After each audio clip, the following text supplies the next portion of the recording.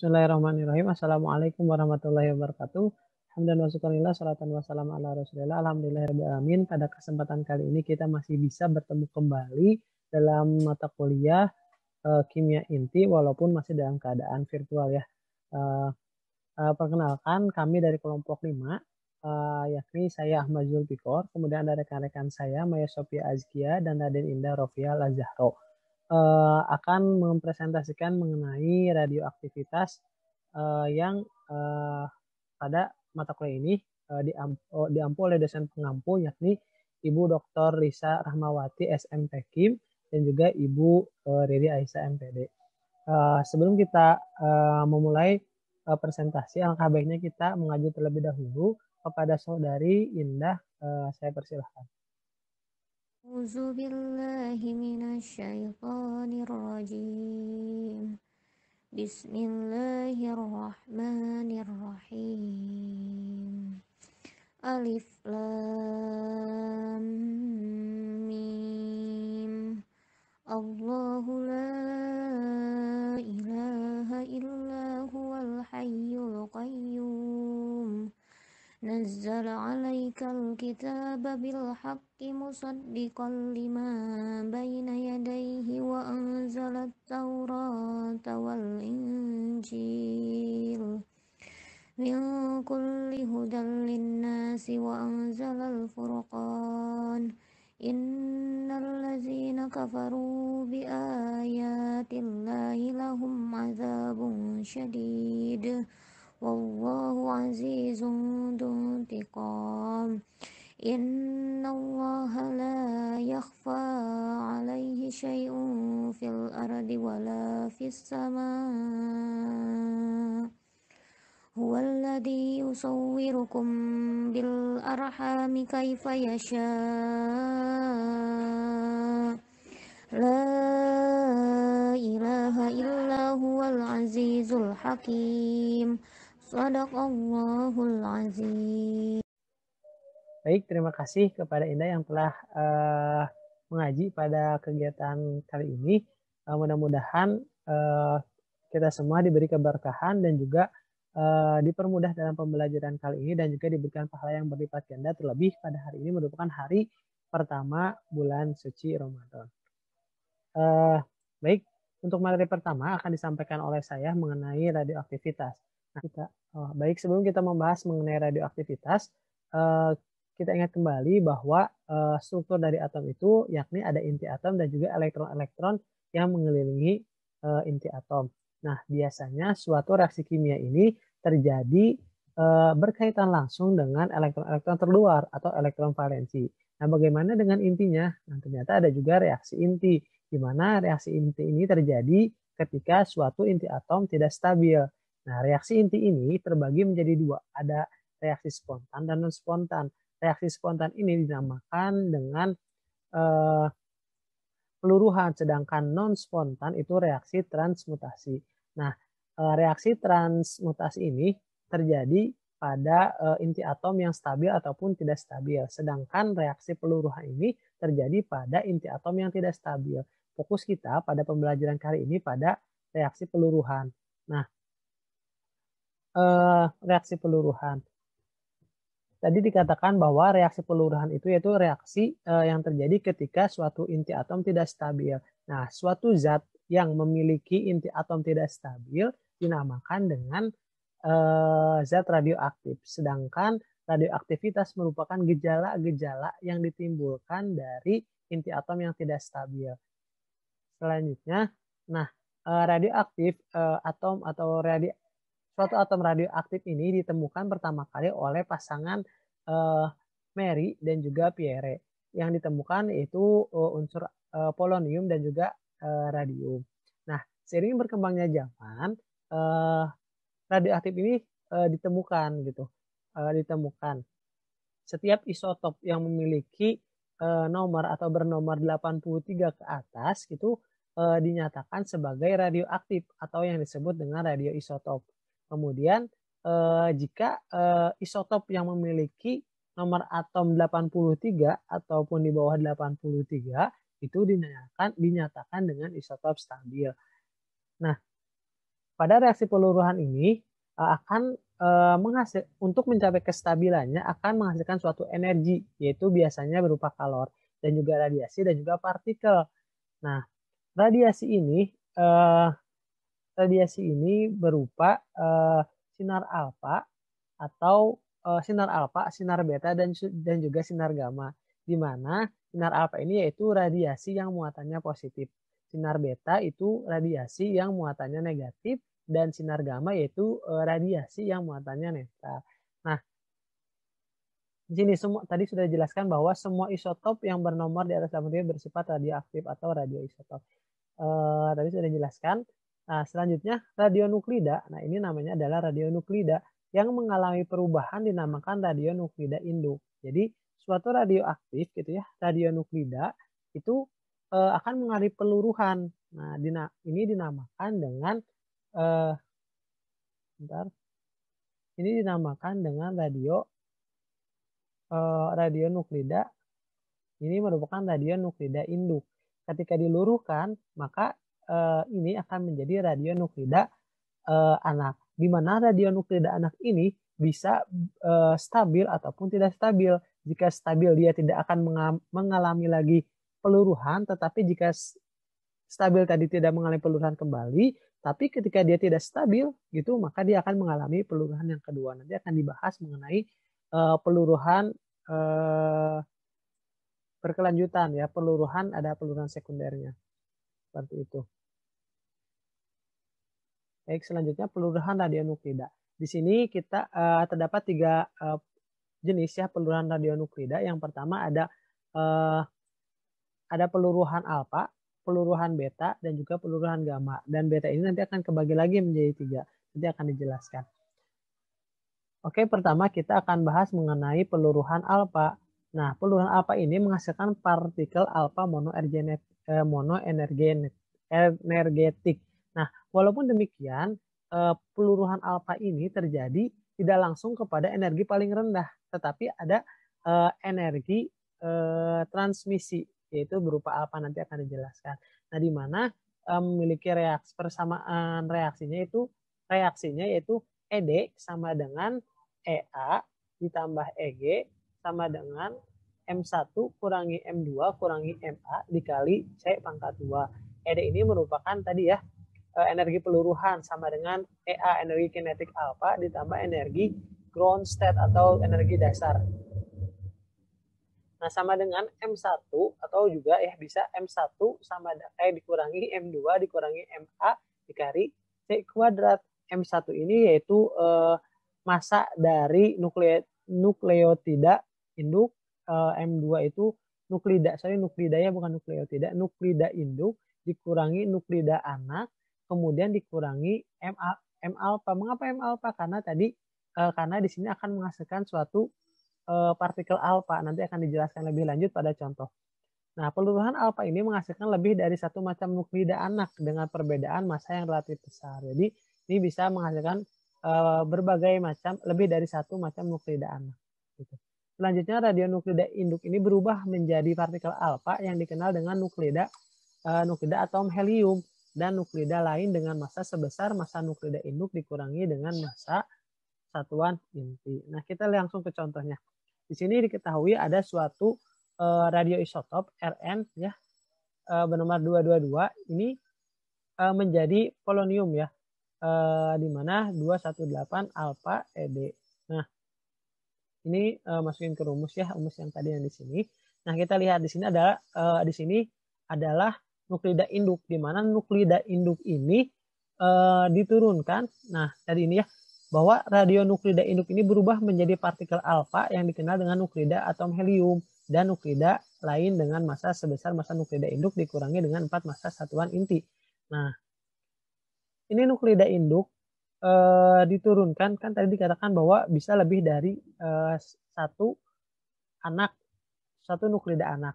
Yang pertama diturunkan menjadi alfa atau helium, dan juga satu lagi yaitu suatu atom atau unsur di mana nomornya itu dikurangi 4 massa satuan inti. Misalkan ini Rn222 gitu ya.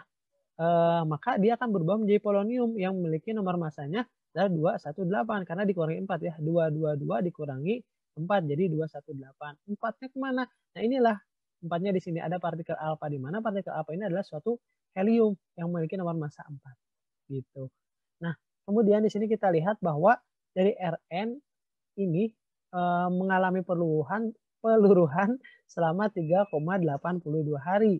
Nah, di sini dia mengarah ke sebelah kiri. Mengapa demikian? Karena bisa dilihat ya dari nomor masanya dia itu dari polonium 218 ini adalah Rn222, maka dia arahnya akan sebelah kiri gitu. Akan ke sebelah kiri. Di sini adalah ground state ya atau energi dasarnya di sini. Berarti polonium di sebelah sini dia berarti dinyatakan adalah stabil. Seperti itu. Baik, selanjutnya peluruhan beta. Nah, peluruhan beta ini yaitu peluruhan yang terjadi pada suatu radioisotop ya atau pada suatu zat radioaktif atau atom radioaktif ya, di mana dia itu yang memiliki nomor masanya sama dengan nomor massa nukleotida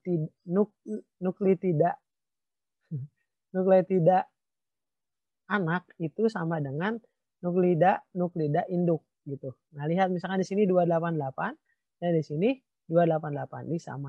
Ini ya peluruhan beta. Nah, peluruhan beta ini terbagi menjadi 3, ada peluruhan beta plus dan beta min dan juga ada isi ya orbital electron capture gitu. Nanti akan dibahas lebih lanjut pada sebabnya. Pertama kita akan bahas mengenai peluruhan betamin atau negatron. Nah, peluruhan negatron ini terjadi ketika radionuklida dengan neutron, jumlah neutron per P atau jumlah neutron per proton itu lebih besar dari 1. Nah, meluruh melalui transformasi nukleon dari neutron menjadi proton disertai dengan pemancaran negatron, sehingga ini menyebabkan nanti ketika di diagram itu dia akan turunnya ke arah kanan gitu ya, karena lebih dari 1. Nah, emisi negatron ini disertai pula dengan pemancaran satu partikel elementer dinamakan antineutrino. Nah, antineutrino ini merupakan suatu partikel ya, tetapi partikel ini bukan merupakan bagian dari inti atom. Akan tetapi dia itu ada ketika saat proses peluruhan negatron. Jadi hanya ada saat peluruhan, dia tidak memiliki massa, tidak memiliki nomor, tetapi dia memiliki spin, sehingga keberadaan partikel antineutrino ini menjadi penting ketika diperlukan penjelasan hukum-hukum kekekalan di dalam fenomena peluruhan betamin atau negatron. Nah, di sini kita lihat contohnya teman-teman. Di sini ada aurum ya, 79AU201. Dan di sini menjadi Hg201 betamin ini ya, cahayanya ditambah ini lambangnya nih, lambang dari antineutrino. Nah, ini ya neutrino. Nah, oke. Ini tinggal masukin aja ini mah rumusnya. Nah, kita lihat teman-teman di sini. Nah, ini kan tadi nuklida induk ya. Diluruhkan menjadi nuklida anak. Berarti kalau di sini adalah aurum diluruhkan menjadi Hg ya. Menjadi Hg. Nah, di sini akan mengeluarkan sebuah ini neutron ini akan mengeluarkan sebuah antineutrino. Nah, tadi ini dia suatu partikel tapi dia tidak bermuatan, tapi dia memiliki spin gitu. Nanti ini berfungsi ketika untuk menjelaskan hukum-hukum kekekalan di dalam fenomena peluruhan betamin. Nah, lihat di sini teman-teman, ini untuk meluruhkan aurum ini membutuhkan waktu 25 menit dan lihat ininya mengarah ke sebelah kanan. Mengapa demikian? Kita lihat saja dari sini ya teman-teman, karena bertambah 1 nih. 80 dari 79 nomor atomnya ya, jadi 80 gitu. Jadi yang akan mengarah ke sebelah kanan. Nah, ini adalah ground state-nya atau energi dasar yang dia itu stabilnya di sini. Baik, selanjutnya peluruhan positron atau beta positif. Nah, ini kebalikannya berarti ya teman-teman. Nah, peluruhan positron ini terjadi ketika radionuklida dengan jumlah neutron per proton itu kurang dari 1. Nah, bisa dibayangkan ya, jika tadi lebih dari 1 itu ke kanan gitu ya arahnya, maka ini ke sebelah kiri gitu ya, bisa dilihat ya diagramnya nanti. meluruh melalui transisi nukleon dari proton menjadi neutron dengan memancarkan positron. Emisi positron yang merupakan antipartikel dari negatron disertai dengan pemancaran partikel elementer yang merupakan antipartikel dari antineutrino, yaitu neutrino. Dinotasikan dengan VE. Kalau tadi ada aksennya ya, saya lupa ngejelaskan tadi. Yang tadi sebelumnya itu ada aksennya nih teman-teman. Nah, ini lihat. Ini ada aksennya ya. Kalau yang positron itu dia berarti tidak ada aksennya, berarti dia adalah neutrino. Nah, mekanisme peluruhan pemancaran beta plus ini hanya dapat terjadi bila energi peluruhan lebih dari 1,022 MeV gitu ya. Nah, ini terjadi hanya ketika memiliki energi yang besar seperti itu. Nah, di sini kita lihat dicontohkan bahwa ada atom N ya, 13 menjadi 6, 13. Nah, lihat teman-teman ini sama ya, karena beta, ini peluruhan beta, maaf, maka ininya sama, nomor masanya. Ada beta plus, ada, wah ini harusnya adalah VA ya, nggak ada ininya, tipe, ya ED. Nah, ini sama, dimasukkan saja. Nah, kita lihat teman-teman di sini nuklida induk. Nah, nuklida induk ini, lihat ini ada suatu elektron, ada positron, ya, kemudian ada neutrino nih, yang keluar ya. Ingat juga sama, dia tidak memiliki muatan, akan tetapi dia memiliki spin seperti tadi, gitu ya. Nah, juga ada nuklida anaknya. Nah, di sini. Oke. Jadi dari N menjadi C. Nah, ini dari N menjadi C membutuhkan waktu 10 menit. Nah, di sini turun aja. Apa namanya? Ke arah kiri ya. Kan karena turun ini kan energi ke atas ya. Energinya turun, stabilnya di sini di C C613. Jadi membutuhkan energi 1,2. Ini harus lebih besar dari ini. 1,022 MeV. Gitu teman-teman. Oke, selanjutnya tentang ini adalah orbital electron capture yang ketiga. Peluruhan beta melalui penangkapan elektron terjadi ketika radionuklida dengan harga N per P-nya atau neutron per protonnya kurang dari 1 menarik sebuah elektron dari orbital dalam atom dan menetralkan sebuah proton dalam inti dengan penanganan elektron orbital dalam tersebut. Nah, jadi kalau orbital electron capture ini jadi intinya itu dinetralkan dengan cara dia mengambil elektron di kulit yang di dekatnya, yaitu kulit K. Ini terjadi pada kulit K. Nanti kita lebih jelasnya di contoh. Mengalami deeksitasi memancarkan sinar X, kemudian elektron yang tertarik oleh inti menetralkan satu proton dan mengubah menjadi neutron, sehingga nuklida anak yang dihasilkan mempunyai nomor atom 1 unit lebih rendah. Nah, kita ke contohnya sini. Sini ada PB ya. Lihat, ini suatu inti atom akan menarik suatu elektron pada kulit paling dekat dengan dia, berarti kulit K ya. Ingat KLMN itu yang berarti di SMA juga pernah diajarkan ya tentang atom. Nah, di kulit K ini elektronnya ditarik oleh si inti untuk menetralkan. Nah, karena ada kekosongan di K, nah kan K ditarik tuh satu elektron, maka di L pun saling tarik menarik sehingga menghasilkan suatu sinar. Nah, di sini adalah sinar X. Nah, dinamakan dengan sinar X. Itu. Nah, sama tadi ya, karena dia kurang dari N per P-nya kurang dari 1, maka dia energi kestabilannya akan mengarah ke sebelah kiri. Gitu. Ini memerlukan waktu 16,7 menit untuk peluruhan dari PB menjadi TL. Nah, baik. Selanjutnya yaitu peluruhan gamma. Peluruhan gamma ini memiliki sifat tersendiri, di antaranya tidak bermuatan dan tidak bermassa, dilambangkan dengan nomor atom 0 dan nomor massa 0. Kemudian merupakan gelombang elektromagnetik dan daya tembus paling kuat karena memiliki daya ionisasi paling lemah, begitupun sebaliknya. Yang terakhir, tidak bermuatan listrik sehingga tidak dibelokkan oleh medan listrik. Bisa dilihat dalam gambar, gamma tidak dibelokkan karena tidak memiliki muatan. Kemudian yaitu peluruhan gamma. Peluruhan gamma tersebut biasanya menyertai peluruhan alfa atau beta, di mana inti baru yang dihasilkan tidak berada dalam keadaan energi dasarnya. Akibatnya, inti atom cenderung berubah pada keadaan dasarnya dengan memancarkan radiasi elektromagnetik berupa sinar gamma.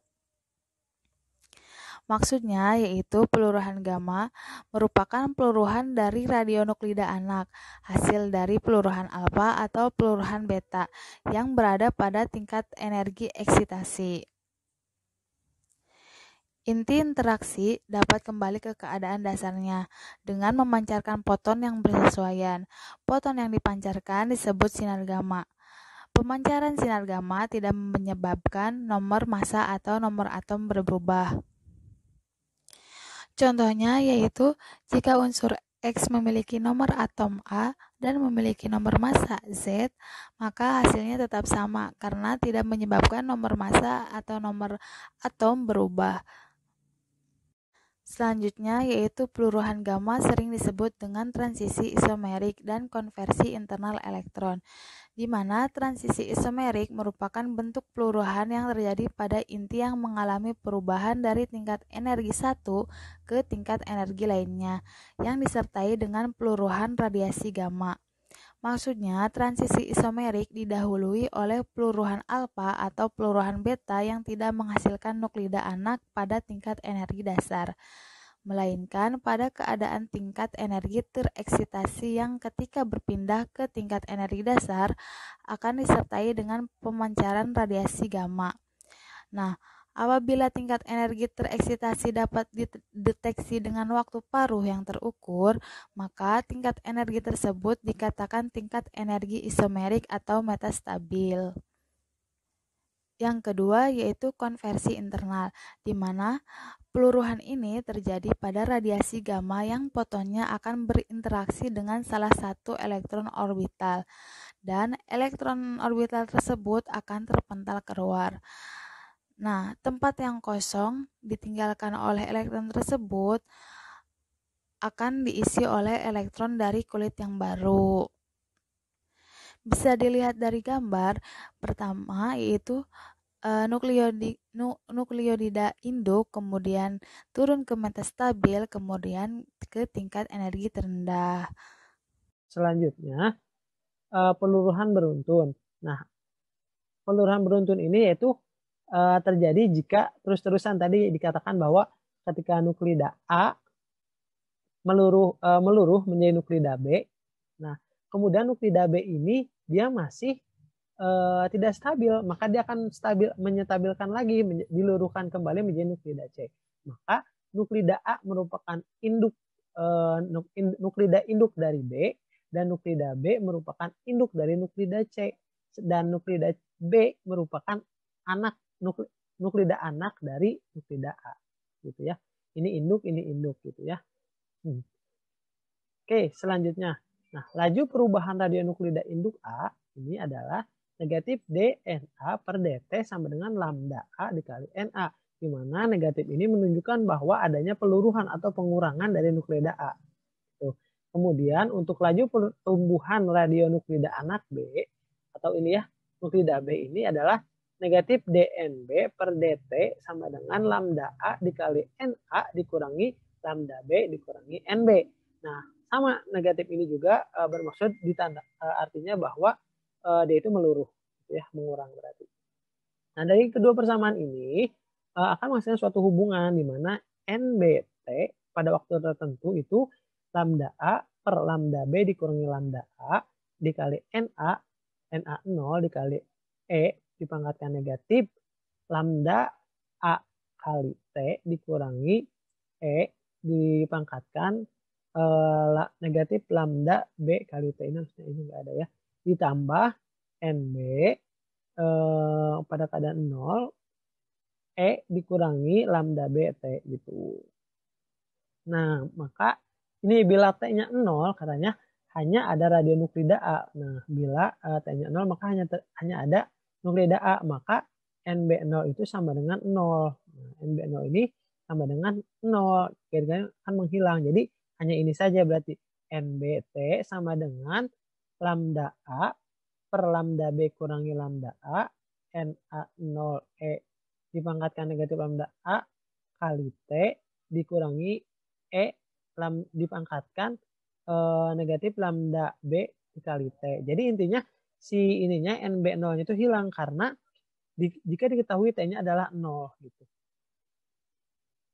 Oke, nah masih berlanjut ya teman-teman. Nah dari hal tersebut maka ada dua kemungkinan. Yang pertama bila T setengah atau waktu paruh A lebih besar dari waktu paruh B sehingga lambda A kurang dari lambda B, maka rumusnya seperti ini.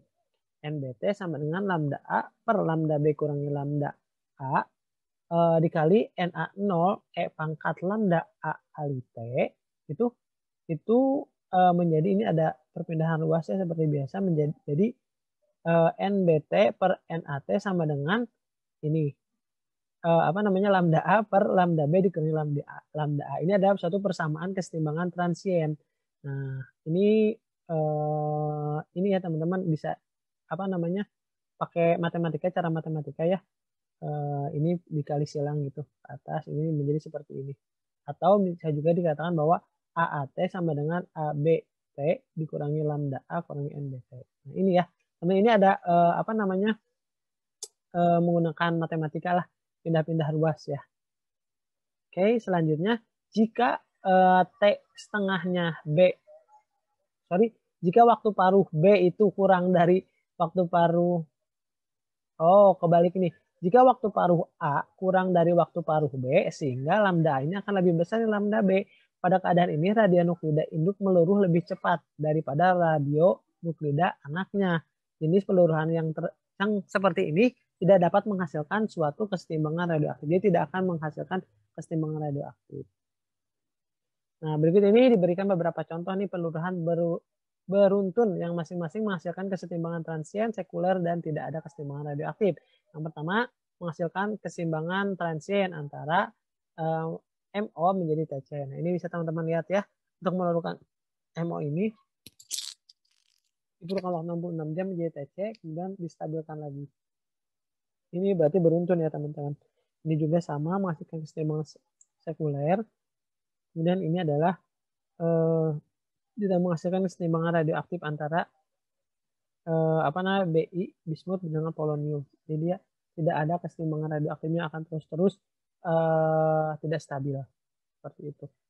Mungkin dari saya cukup sekian. Untuk materi selanjutnya akan dilanjutkan oleh rekan saya. Terima kasih.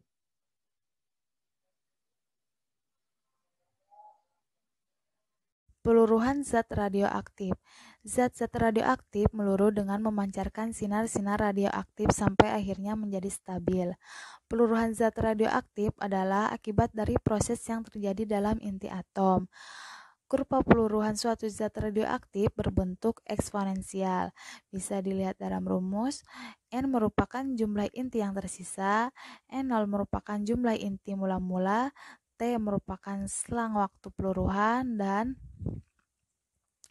alpha merupakan tetapan peluruhan. Kemudian waktu paruh. Waktu paruh merupakan waktu yang diperlukan bagi unsur radioaktif untuk meluruh, hingga tinggal setengahnya dari semula. Waktu paruh merupakan sifat khas yang dimiliki unsur radioaktif. Dirumuskan dengan tetapan peluruhan sama dengan 0,693 per setengah. Bisa dilihat dalam rumus. Kemudian aktivitas radioaktif dilambangkan dengan A. Aktivitas suatu zat radioaktif menyatakan jumlah peluruhan tiap satuan waktu dari zat radioaktif tersebut. Semakin besar jumlah zatnya, semakin besar aktivitasnya. Aktivitas dinyatakan dengan persamaan. Bisa dilihat dalam rumus, di mana C adalah faktor deteksi yang tergantung pada alat deteksi.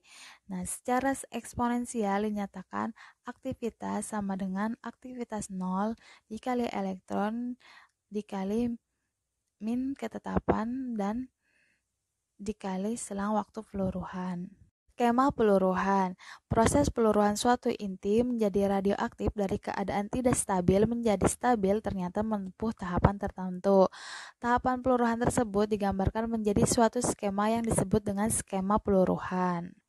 Contohnya yaitu skema peluruhan radioaktif kobalt isotop 60. Kobalt meluruh dengan memancarkan elektron atau peluru beta dengan paruh dari 5.272 tahun menjadi keadaan tereksitasi dari nikel, yang kemudian meluruh sangat cepat ke keadaan dasar dari nikel melalui dua meluruh gamma. Nah, semua skema peluruhan yang diketahui dapat ditemukan di tabel isotop. Nikel berada di sebelah kanan kobalt karena bilangan protonnya lebih tinggi 1 daripada bilangan kobalt. Dalam peluruhan beta, jumlah proton bertambah 1. Untuk peluruhan positron dan juga untuk peluruhan alfa, panah miring akan bergerak dari kanan ke kiri karena dalam kasus ini bilangan proton berkurang, di mana energi kekal dan partikel yang dipancarkan membawa energi, dan panahnya hanya bisa turun vertikal atau miring dalam skema peluruhan.